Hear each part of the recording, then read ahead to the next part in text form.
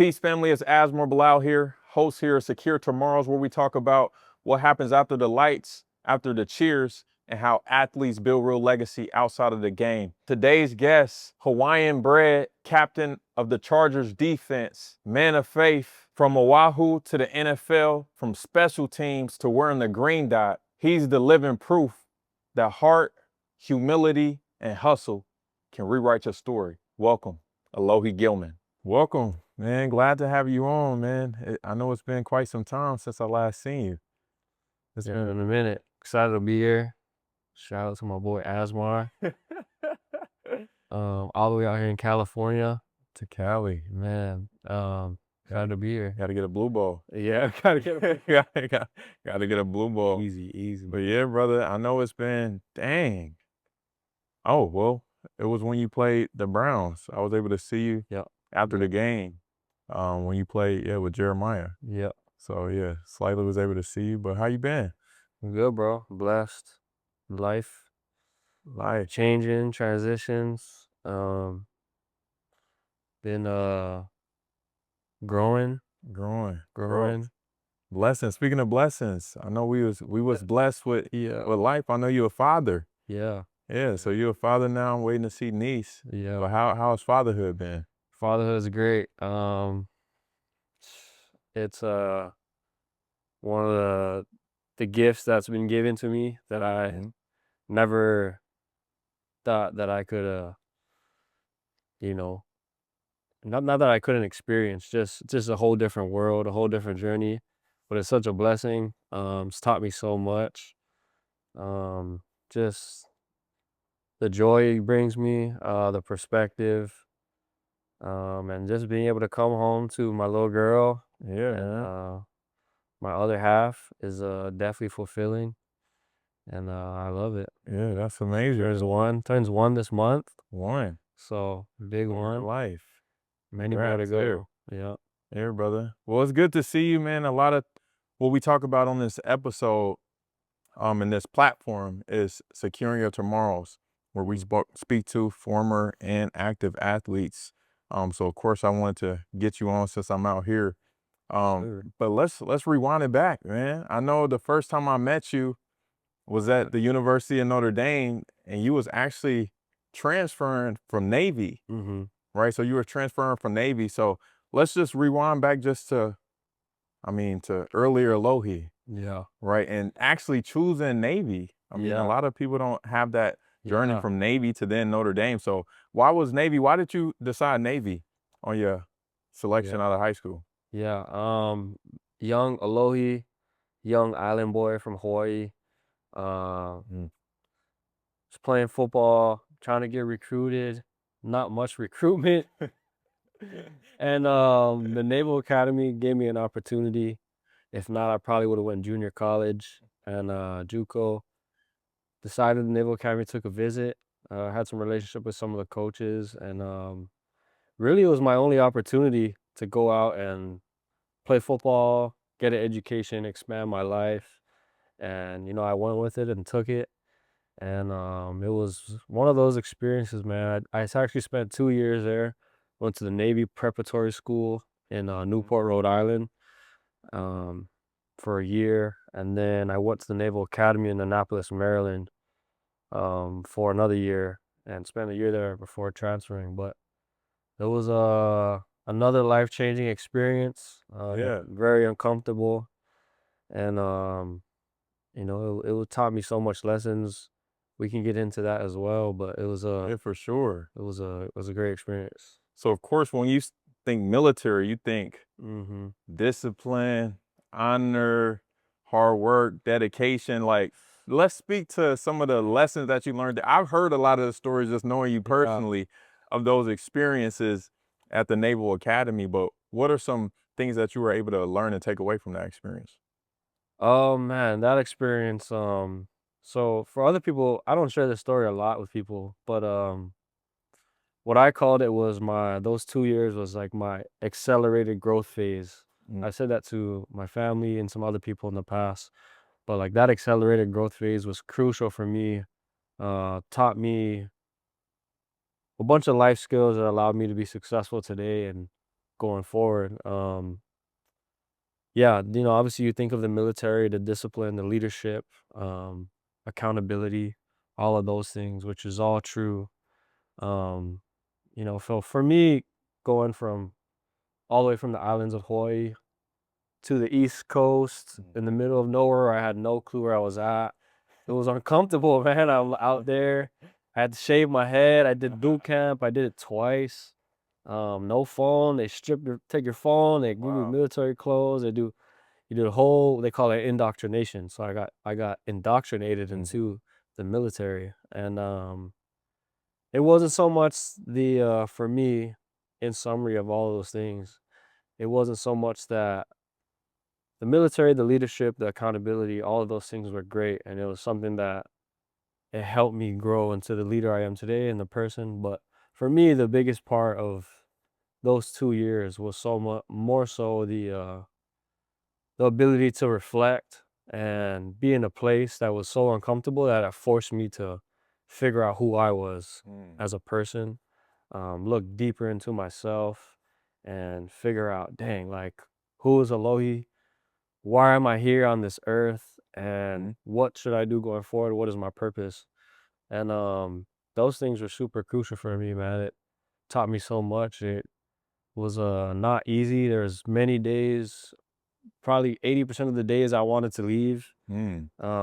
But some crazy stories of just being able to get through that experience and just grow inside, and you don't know why you're going through it. That was my only opportunity. So if I was to leave, there's nothing to go back to.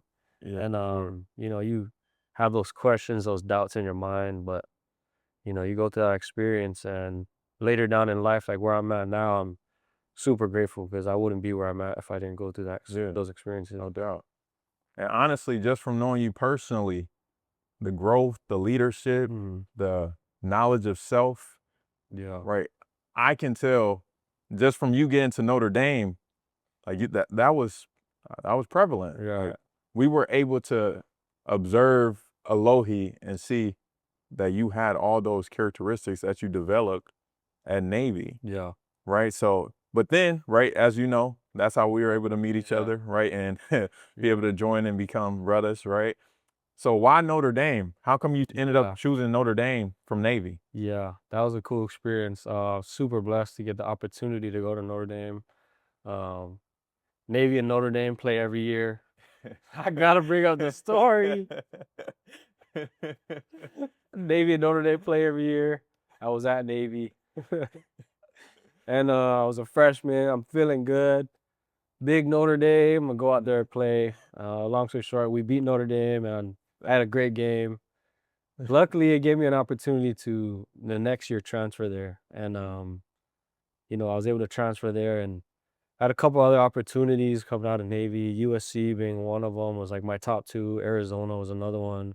Um, I actually didn't even take a official visit at USC or Arizona after I went to Notre Dame. Mm, And I don't know.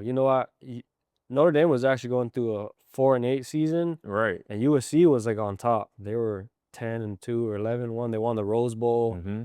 Adoree Jackson, the big old, like, it was a whole thing. And there's something about being around you guys. Yeah. Long story short, we were on my official visit playing Uno, Yeah. and Asmar was cheating and winning the games, but he was cheating, and that's what got me to commit. No, Okay. it wasn't that, but That did happen. that Not the did cheating, happen but the though. winning. Not the cheating, but the winning.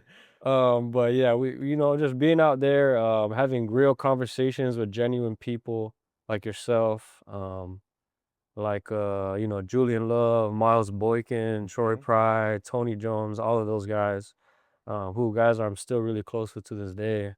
Um, I could just feel that it was genuine. I feel like you guys were competitive. You guys had a bond that I wanted to be a part of. Um, and honestly, I went with my gut and was like, and I felt like this was the right place for me. It was an easy transition because Notre Dame kind of holds similar values in that Mhm. respect, has spiritual, physical, the mindset. So we were like-minded people, and I got that blessing to go there, and that was some of my favorite years. Yeah, sure. no doubt. Definitely had For some great years sure. at Notre Dame. But even speak to that, I know a lot. I spoke with Maris, right? You know, Yep. he's from Yep. Hawaii as well, and he spoke about a lot of times in Hawaii, you're more familiar with those West Coast teams Right. too. Right. So I know even for him, he was kind of observing that, but then made the decision to end up coming to Notre Dame. But I know that's a big transition. My Mm. first time in Hawaii was Yeah. thanks to you, but it's a culturally is different from being. I know you say you transitioned from Hawaii all the way out to the East Coast for Yeah. Navy, but how was that transition? Just weather, culturally, Yeah. like what are some of the big noticeable differences from the islands all the way to like the Midwest and the East Coast? Yeah. So yeah, that's interesting because you know, going from Hawaii, I got a chance to dabble on the East Coast with Navy, Hmm. Newport, Rhode Island. Then I went to Annapolis, and that was, you know, a super shock for me with the weather, with everything. Um, and then going to the Midwest, it was still a shock because Midwest got a whole nother that weather's no joke, man. That weather, and then the one thing I did love about the Midwest was the people, man. Like the people were great. And so, you know, it wasn't too hard of a transition in terms of culturally Hmm. being able to immerse myself with the people, with my surrounding, especially Notre Dame. But it was a shock, you know, but in a positive way. Like I wouldn't see myself living out there, but you know, it was one of those experiences that like it was pretty natural for me. Just getting used to putting on coats and stuff was a whole other beast. Right. No, for Mm. sure. And then, so of course, you came to Notre Dame Yeah. and balled out, Yes, right? sir. You balled out.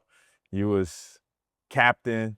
You was leading the charge, Mm, and ultimately, right? We know that you got drafted as well. mm, So I know you kind of mentioned early on in the conversation that the Naval Academy was just opportunity, but you mhm. wanted to continue to play ball and make it to the Yeah. league. So that dream actually came true for you. Yeah. How was that experience for you just on that draft day and being able to make it and fulfill Yeah. that dream? Yeah, it was huge, man, because being able to fulfill that dream, I went to Navy with as my only offer, Hmm. and was there. And you know, the Naval Academy is great because you go to school there, and then you're set up and you become an officer in the in the Navy or Marine Corps, whatever it may be. And it's a secure future, you know. You go there and you get paid well. Some of my friends there, they're getting paid really well. They travel the world and Hmm. do a bunch of awesome things. But you know, I always wanted to push myself and get an opportunity to play on the highest level, and that being in the NFL. And I decided to leave was an interesting thing as well because going back a little bit, I think it was 2016 or 17 is when Trump got elected his first term, and the Secretary of Defense Mm. changed the rule that Right. if academy athletes wanted to play, they had to serve first and then they could play. Hmm. Which prior to that, you had an opportunity to go right away to pursue your, you know, pro dreams. And so for me, that was the sign, the switch for me was like, hey, do I really want to shoot for my dreams, or could I stay in this more secure path? You know, I took my leap of faith and was blessed with Notre Dame and getting that opportunity. And that was, you know, I was surrounded by good people, great coaches, people like you, players, friends, and created bonds and relationships that last forever. And you know, ultimately, I was able to get opportunity to my leap of faith. You know, Hmm. came to fruition. So Yeah. I was grateful for that, man. And it was a journey a little different than most, um, but It was landed. it all landed. Yeah, Yeah, it for landed. sure. But that's interesting point that you just made too, that with the Naval Academy, there's Yeah, this sense of security because if you stay, there is some security, yeah, right? Financially, you're yeah. taken care of, but ultimately you decide to bet on yourself and Hmm. pursue your dream, right? So I think that's big time. I mean, Yeah, the best investment you can make is into yourself, right? And you took that leap and you was able to make it. right. Um, but I know that was an emotion-filled day. I Yeah. know that meant a lot to you, and I know it meant a lot to your family. So just speak on that. What did draft day mean to you, and what did that mean to your family as well? Yeah. Yeah, draft day meant everything, man. It was, one of those feelings that, it was like my journey flashed before my eyes after getting the call and seeing my name on the screen. And you just overfilled with the emotions, the sacrifices, the constant decisions that you made to get to that point. It was that leap of faith that I took, that risk that I took, coming to fruition, like I said, and like paying off that betting on yourself. And it's one of those feelings I can't Yeah. redo. It was one of those special moments. Got an opportunity to embrace my family at the same time, or them embracing me, and they know what I've been through, and know the decisions that I made from a young age to high school all the way up. So be able to share that moment was special. And I'll remember it forever. So Yeah, truly. never forget it. Yeah, so you were drafted to the LA Chargers, and I was undrafted. You're an industry guy. I was undrafted, but we reunited again, so we were able to play. Yes, sir. But yeah, man, special moments for sure. But one thing I do know about you is you've always carried this chip on your shoulder. Mm, Like even on draft day, honestly, from my personal judgment, I think you should have been drafted a lot higher than you did. sure. And I think that's just like throughout your experience, you just always carried this chip. Yeah. Speak to where does that chip come from? Yeah. That you kind of walk with that chip of Yeah. like still having to prove yourself I, even when you know you want to win. yeah. Let's get into it. Yeah. I mean, for sure, like everyone has their get it out the mud story. Hmm. My have my own get out the mud story, and I'm not here to compare it. But for me, like I'm a island boy from Hawaii who kind of has a calm demeanor. Um, and but when I'm in the football space, Mm. ever since I was a young kid, there's for some reason, there's always a bias against me or a narrative put on me that it was Mm. like he's only this, he's only that, he's not big enough, he's not that, he's not fast enough. And that happened since I was young. And Mm. every year that I've gotten there, you know, older and playing more ball, that just continued to stay there. So it was kind of built from a young age. And then, the no stars out of high school and Yeah. like University of Hawaii didn't even offer me, like, Wow. which is crazy. To little things like that, just it built the chip even more and more, where I was like, got to a point where I felt like if I put my mind to it, there's nothing that will deny me unless God. Mm. And I would say those things to myself, like, won't be denied unless God, moves me another path. But Mhm. so I would just go through it that way and calm demeanor, but when it's time to strap up, it was a So whole nother game. yeah. My mind would flip and switch to a whole nother world, and I feel like I could beat anybody. I still feel that way. Going into year 6, and so more to prove, more to prove to myself, and more to learn, and more to keep stacking on that chip, and that just becomes a part of my DNA at this point. Yeah. And I love doing it. Yeah, and that's amazing too that you mentioned even more to learn. I mean, you're at the position that a lot of youth island boys want to be in, For sure. right? So for you to even say, there's still more for me to learn. I'm still actively learning more. That just speaks to the humility in you too. Mhm. But I mean, one thing I do know about you, you got that switch, right? So Mhm. you do turn it on, and I know even when we got into camp, you was getting picked. You was being you, Yeah. authentically you. You always bought out. That's kind of just your nature, right? You just had those that may have doubted. Yeah. But speak to the confidence. What helped develop and Mm, cultivate that confidence in you that right. like I'm still better than this guy. Yeah. I I can got make that play. for sure the confidence piece. I got to credit it to my dad, Mm. starting from him. He he was a football player as well. He played Southern Utah Division 1 AA, played ball and defensive back. So he was kind of my guy, my mentor in my life that's molded me to create that mindset, that competitive mindset. So when I was young, I was 5 years old, he would put me with the 8-year-olds and the Mhm. 7-year-old group. When I was 8-year-old, he put me with the 12, and it just kept going up. So no matter what sport, it could be soccer, football, track, didn't matter. And I would lose a lot. Yeah. And that was the thing. It wasn't like I was out there balling. Like I'm getting beat up, Yeah. and it would piss me off. And years down the line, you know, my body, my mind, my maturity caught up to a lot of these people where and it helped me build that mindset of, you know, competitiveness, that little edge that like no matter what court field I stepped on, I had to have an edge because I couldn't just, you know, go on the court or field and expect to you know, to compete. Yeah. And without playing on a high level. So I gotta credit my dad, my upbringing from my hometown, small town, on the island of Oahu. Very competitive people. I wasn't raised too much with the video games and Yeah. this and that. I was outside. I was playing. We had a little 9-inch TV growing up, and you know, so I'm outside playing ball Outside. every way. Yeah. I'm outside. That's what the real saying used to be. I'm really outside. Not No nowadays. phones but in the screen. yeah, no phone, no screens. I'm outside. No toes are in the dirt. In the dirt. But yeah, that's where it came from, man. So Yeah. So truly. Yeah. So family, community, your yeah. father that was able to help mentor you and guide you and get you to that position.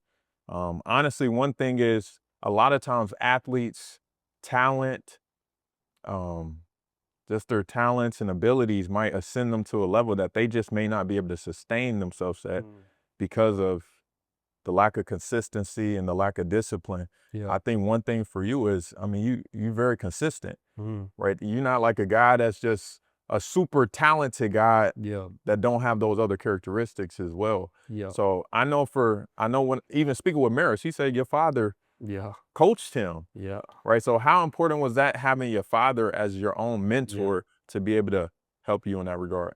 Yeah, having my father as a mentor, man, that's so huge. He's still to this day is a mentor and pushing me, trying to spark new ways of thinking in my mind. No, he's amazing. I've been very blessed to have him in my life.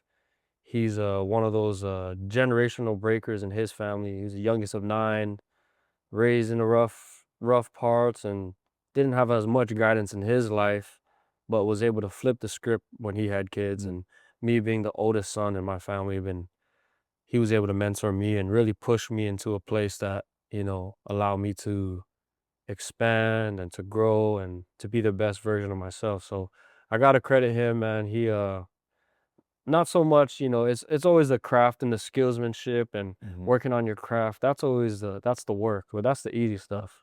You know, my dad helping me to create confidence in myself, learning how to accept failures, learning how to grow, how to learn. Like those things are more valuable for me, and those things help me in those intangible characteristics you're talking about. So when skill level meets skill level, something else has got Yeah, to take the other exactly. thing over. So my dad, you know, I credit him to all of those intangibles that helped me to get to where I'm at. Yeah, for sure. Respect. Yeah. Pop's amazing for sure. OG. OG. But cool, brother. So I know, right, you were able to reap the reward of it, right? So you made it to the league. Speak on that. So you made it to the league, and not only was that a blessing, but we got financially blessed. Yeah. What was your signing bonus at that moment in time? Oh, read it. Yeah, what was the signing bonus? I remember, but yeah, go ahead. Public knowledge. It is on Google. 6th round in 2020. I think my signing bonus was around like 180 or 190. And I thought I was super rich.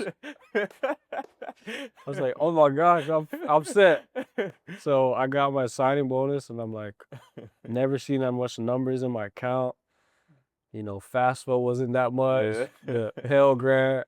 So you know, I thought I was rich, blessed, and I was blessed. That's the thing, Yeah, like truly. perspective. You know, the more money you get, the more you want. Like at that time, from the FAFSA to that was Big blessings. big blessing, and it still is. So Yeah. man, I remember when because we had a unique season where it was Yeah. COVID and we weren't able to necessarily do it the traditional ways. But I remember us having those conversations talking about just the blessings and FAFSA and Pell Grants, and now even that signing bonus. And like, that was just significance. But let's speak to this. I know you're a very humble guy, very modest. How did you spend, what was like your first big purchase? Right. Yeah, well, first of all, it was cool to have those moments with my dog, my brother, because, you know, we was damn near roommates in college. He lived underneath me at the same apartment building, different units, but he was underneath. So like, we were going through the same stuff, whipping the Chevy Cruze, rolling. So, you know, it hit more like for us to be like sharing those moments. That was pretty cool. But yeah, I lost track of what First, what was your first purchase? Like, what was your first major purchase that you made? Yeah, you know, I'm not much of a crazy spender. My first big purchase, I bought a truck for my dad. You know, my back home is beat up cars. You know, you just whipping around 20-year-old cars, windshield wipers not working, radios out. You know, we making it happen. So I bought my dad a truck. I was blessed to do that for him. He still has the truck, still whipping it.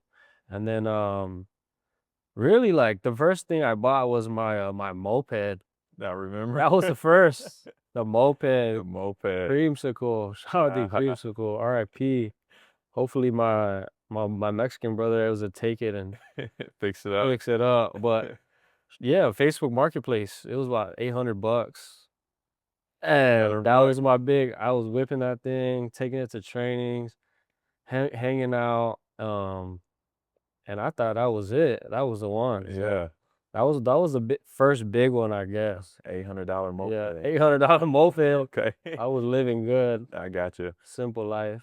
So cool, man. One of the things I talk about on this is I try to educate in the regards to the financial piece as well, just because a lot of, you know, with the NFL, a lot of times we're getting these big checks. You know what the checks can be. I mean, you still active. These checks that you're getting, these game days, weeks, and then for it to all of a sudden come to a close, but you continue to live on that same lifestyle financially, the money go run out. Yeah.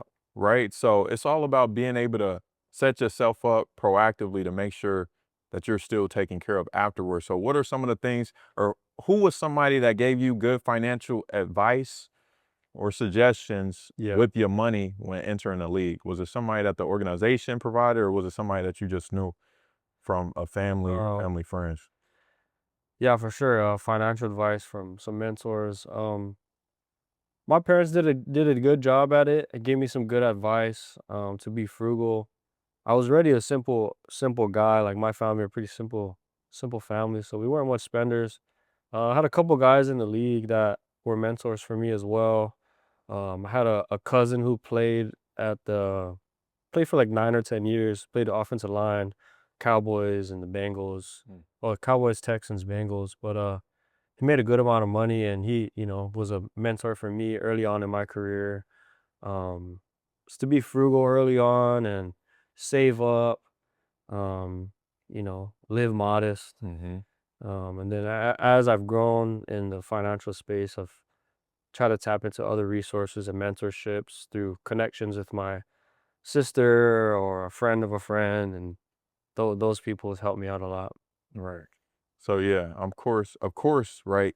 It is important to actively seek these things while playing, because as we mentioned already, I mean, the money don't come in forever, right? The NFL, not for long, right? You never know. I mean, granted, you've been blessed with the opportunity to continue to play, but that's not the situation for everybody. But one of the biggest things I remember, so of course, you know, I work in life insurance now.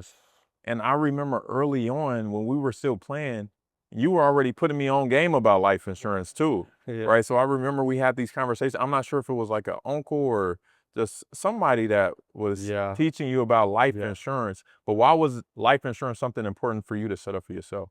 Yeah, life insurance was cool. It was an important, you know, aspect. At the time, you don't really think about it, right? You're just like, what is that? That's for like older people or something. Right.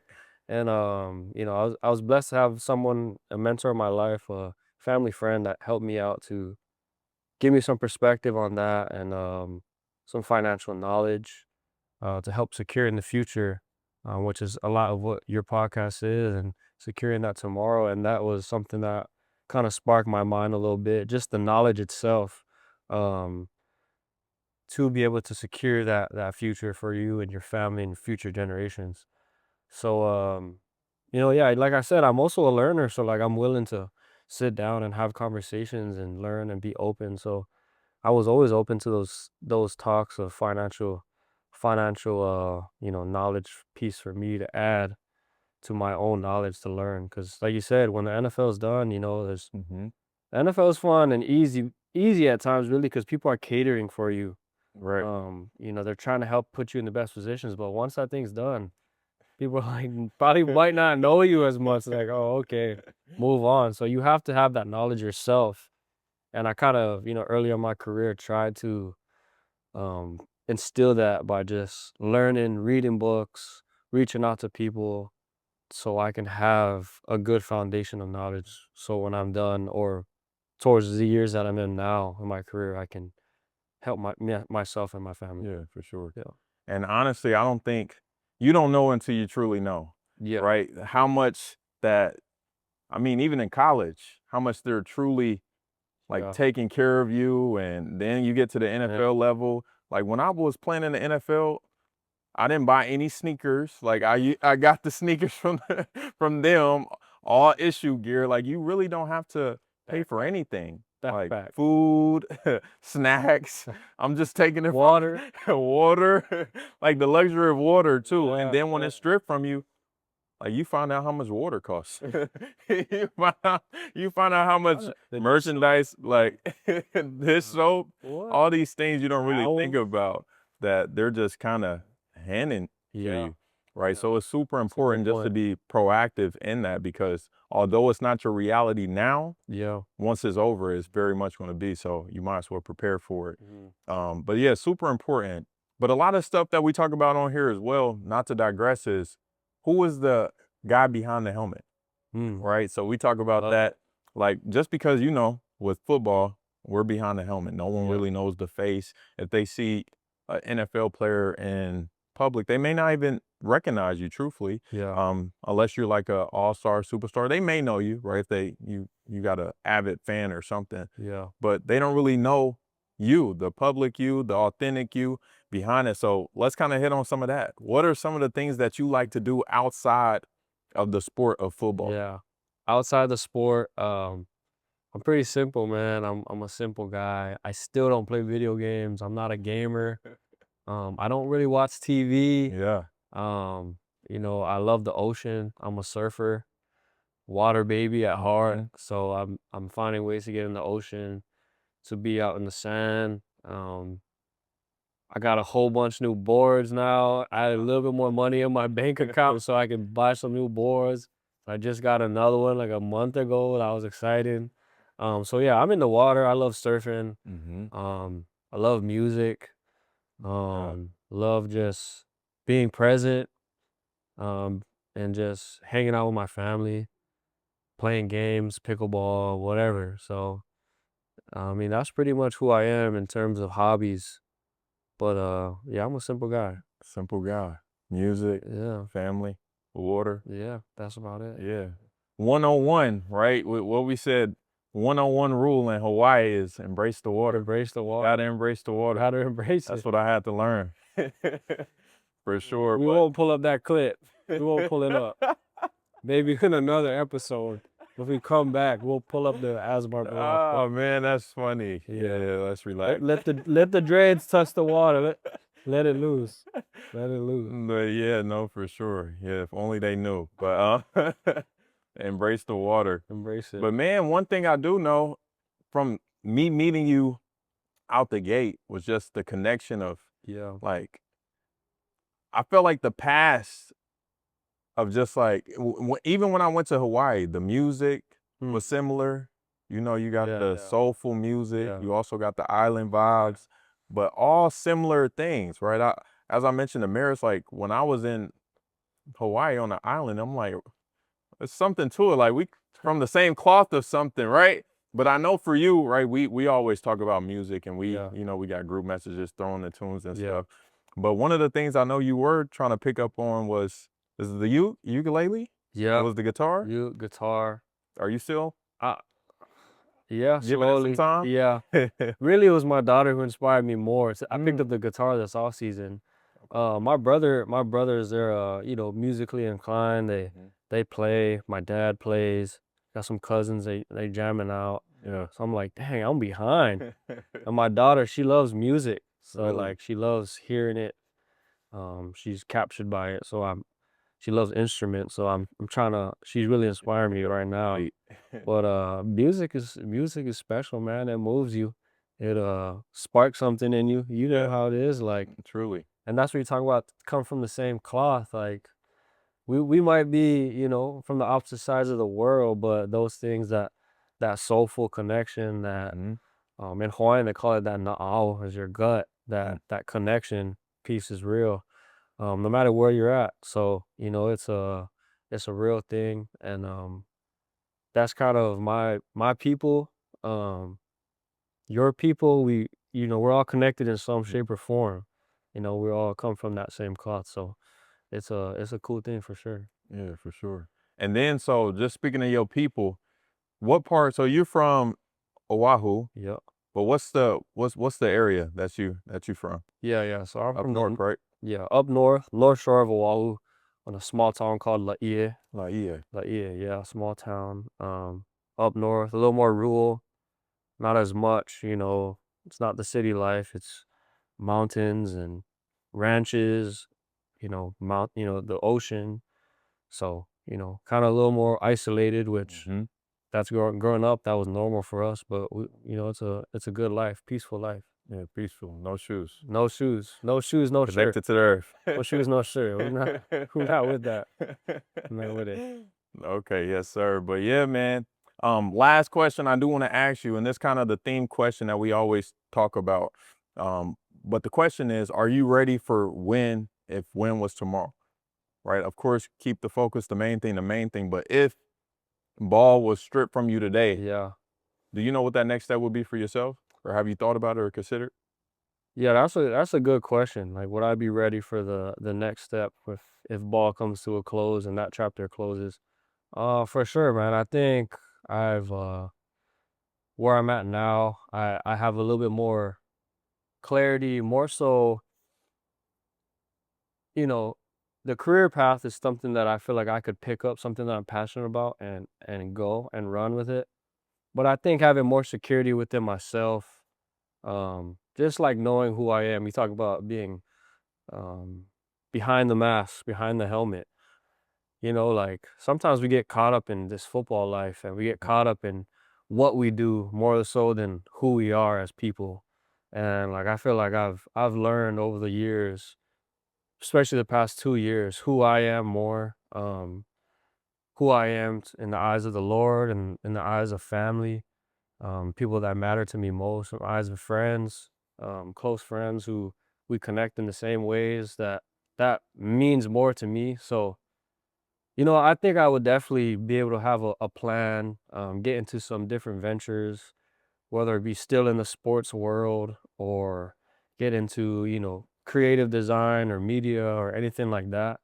But more so, I feel more, you know, secure because I've been able to do more deep diving myself, and I'm secure. Like without a helmet, Hmm. I don't identify myself as a football player. Yeah. People are like, who are you? Oh, I'm a football player. Like that's not me. Like I'm Alohi. Like I know Right. who I am as an individual, you know, as a child of God. Like that is who I am.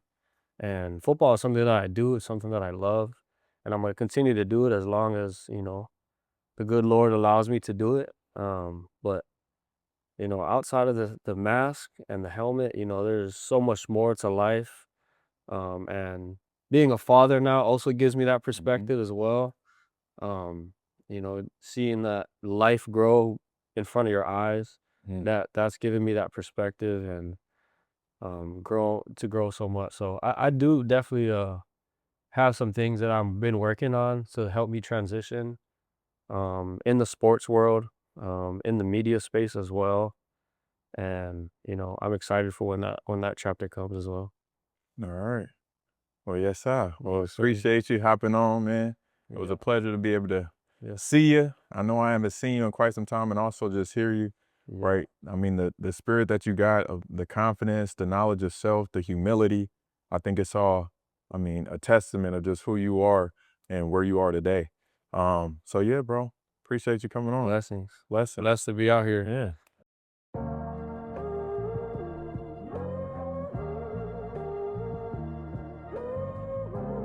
Nothing's gonna stop me.